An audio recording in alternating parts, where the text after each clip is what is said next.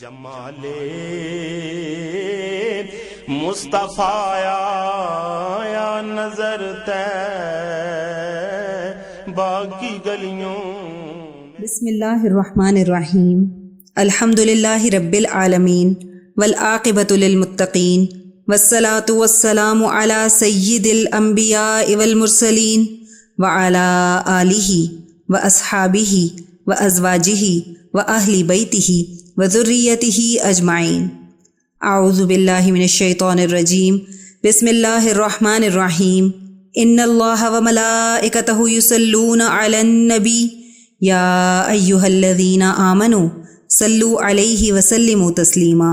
اللہم صل علی محمد النبی الامی وعلی آلہ وسلم. بسم اللہ الرحمن الرحیم. رب اشرح لی صدری ویسر لی امری واحلل عقدۃ من لسانی یفقہوا قولی. بسم اللہ الرحمن الرحیم. وقل جاء الحق وزہق الباطل ان الباطل کان زہوقا. آج ہم اپنا درس نمبر 90 پڑھیں گے اور اس میں ہمارے پاس سب سے پہلی ہیڈنگ ہے ذکر مصطفیٰ صلی اللہ علیہ وآلہ وسلم. آئیے آغاز کرتے ہیں. بسم اللہ الرحمن الرحیم. خدا کا ذکر کرے ذکر مصطفیٰ نہ کرے. خدا کا ذکر کرے ذکر مصطفیٰ نہ کرے. ہمارے منہ میں ہو ایسی زباں خدا نہ کرے. صدیوں پہلے حضور صلی اللہ علیہ وآلہ وسلم اس دنیا میں جلوہ گر ہوئے تھے، لیکن ماحول کی تازگی بتاتی ہے کہ جیسے کوئی کل ہی گزرا ہو. زمیں سے آسماں تک، آسماں سے لامکاں تک. زمیں سے آسماں تک، آسماں سے لامکاں تک. کہاں کھولے تھے یار نے گیسو، خوشبو کہاں تک ہے. زندگیاں بیت جائیں مگر ذکر رسول اللہ صلی اللہ علیہ وآلہ وسلم کی چاشنی ختم نہ ہونے پائے. عرش پر تازہ چھیڑ چھاڑ، فرش پر طوفان دھوم دھام. کان جدھر لگائیے تیری ہی داستان ہے. شیخ مہدی رحمۃ اللہ علیہ فرماتے ہیں کہ محبوب صلی اللہ علیہ وآلہ وسلم کا ذکر مبارک سن کر جس شخص کے کلیجے میں ٹھنڈک نہیں پڑتی، سمجھ لو کہ اس کے سینے میں دھڑکنے والا دل کسی مومن کا دل ہی نہیں ہے.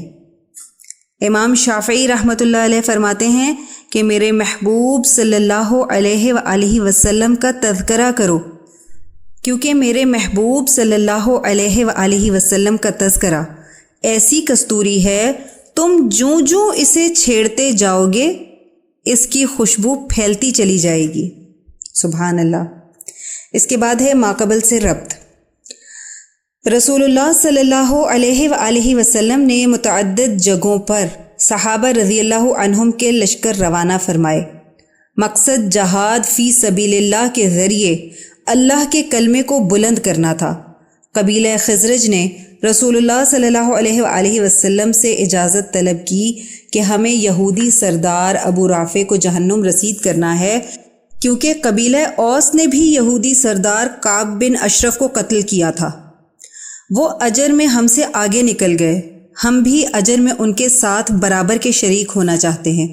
رسول اللہ صلی اللہ علیہ وآلہ وسلم نے ان کو اجازت دی اور بہت جانبازی کے ساتھ صحابہ رضی اللہ عنہم اس مہم میں کامیاب ہوئے. اب ہمارا جو نیکسٹ سریہ ہے، سریہ عبداللہ بن رواحہ رضی اللہ تعالی عنہ یا سریہ خیبر. یہود کے سردار ابو رافع کے قتل کے بعد یہودیوں نے اسیر بن رزام کو اپنا سردار بنا لیا. سردار بنتے ہی اسیر یہودیوں سے کہنے لگا، میں محمد صلی اللہ علیہ وآلہ وسلم کے خلاف ایسی چال چلوں گا جو میرے ساتھیوں میں سے کوئی نہ چل سکا. اس نے مسلمانوں کے خلاف حملہ کرنے کے لیے مختلف قبائل کو تیار کیا. رسول اللہ صلی اللہ علیہ وآلہ وسلم کو اس بات کی اطلاع ملی تو آپ صلی اللہ علیہ وآلہ وسلم نے رمضان 6 ہجری میں حضرت عبداللہ بن رواحہ رضی اللہ تعالی عنہ کو 3 ساتھیوں کے ہمراہ تحقیق حال کے لیے روانہ فرمایا. حضرت عبداللہ بن رواحہ رضی اللہ تعالی عنہ دشمنوں کا حال معلوم کر کے رسول اللہ صلی اللہ علیہ وآلہ وسلم کی خدمت میں پہنچے اور عرض کرنے لگے کہ یہ خبر بالکل سچ ہے کہ اسیر بن رزام مسلمانوں کے خلاف لشکر جمع کر رہا ہے۔ مسلمان لشکر کی روانگی اور باہم وعدہ امان۔ Next heading.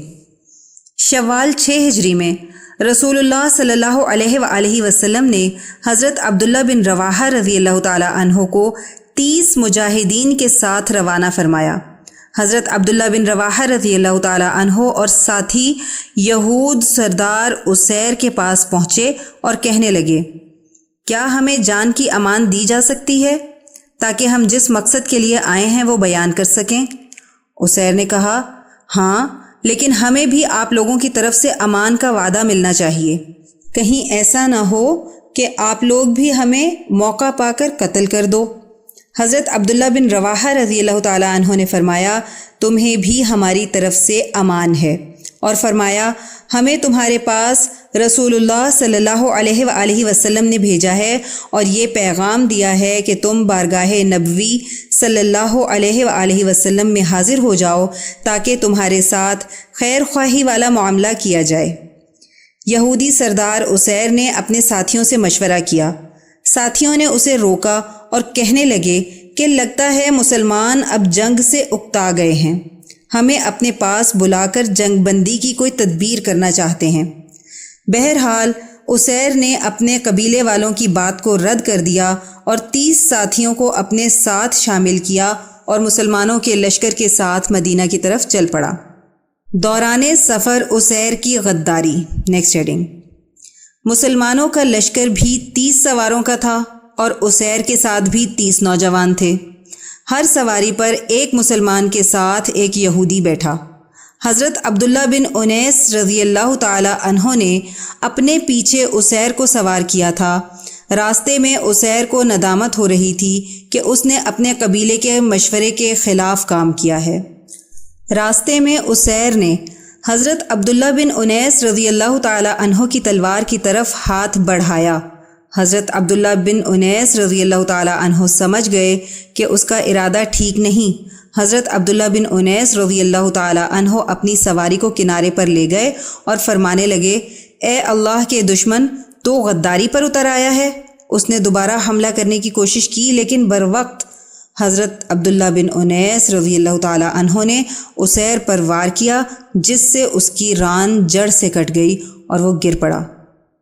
یہودی وفد کا قتل۔ یہ منظر دیکھ کر اسی وقت باقی مسلمانوں نے یہودیوں پر حملہ کر دیا اور تمام یہودی اس حملے میں مارے گئے۔ صرف ایک شخص بچ کر بھاگ نکلا اور تمام مسلمان محفوظ رہے۔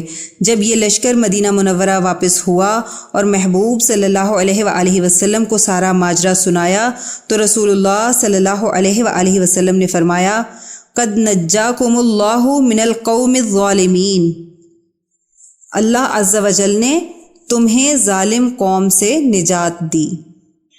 ہماری نیکسٹ ہیڈنگ ہے سریہ کرز بن جابر فہری رضی اللہ تعالی عنہ یا سریہ اورینین۔ اورینین کا وفد۔ شوال 6 ہجری میں رسول اللہ صلی اللہ علیہ وآلہ وسلم کے پاس قبیلہ اورینین کے کچھ لوگ آئے۔ ان کی تعداد 8 تھی۔ یہ لوگ مسلمان ہونے کی حیثیت سے آئے اور کلمہ شہادت پڑھا۔ رسول اللہ صلی اللہ علیہ وآلہ وسلم نے ان کو اصحاب صفہ کے چبوترے کے پاس ٹھہرایا۔ ایک دن انہوں نے رسول اللہ صلی اللہ علیہ وآلہ وسلم سے عرض کی، ہم دیہاتی لوگ ہیں، مویشی پالنے والے ہیں، ہمارا گزر بسر دودھ پر ہوتا ہے، ہمیں شہری غذائیں نہیں لگتی۔ اس پر رسول اللہ صلی اللہ علیہ وآلہ وسلم نے فرمایا، تمہارے لیے بہتر ہے کہ تم لوگ شہر سے باہر جہاں صدقات کے اونٹ چرتے ہیں وہاں جا کر رہو اور ان کا دودھ اور پیشاب پیو۔ نیکسٹ ہیڈنگ ہے اونٹنیوں کا دودھ اور پیشاب۔ اونٹنیوں کے دودھ میں پیٹ کی صفائی کی صلاحیت ہوتی ہے اور تھنوں سے نکلتے وقت تازہ دودھ میں اونٹ کے بچے کا تازہ پیشاب ملا لیا جائے تو جگر کی خرابی کے لیے بہت فائدہ مند ہوتا ہے۔ اب یہاں مسئلہ کیا ہے؟ جمہور علماء فرماتے ہیں کہ اونٹ کا پیشاب ناپاک ہے۔ رسول اللہ صلی اللہ علیہ وآلہ وسلم نے بطور دوا استعمال کرنے کی اجازت مرحمت فرمائی تھی۔ اگر فی زمانہ طبیب یا ڈاکٹر اس کو بطور دوا استعمال پر محمول کرے تو جائز ہے، ورنہ پیشاب پینا جائز نہ ہوگا۔ نیکسٹ ہیڈنگ ہے قبیلہ عرینین کی صحت یابی۔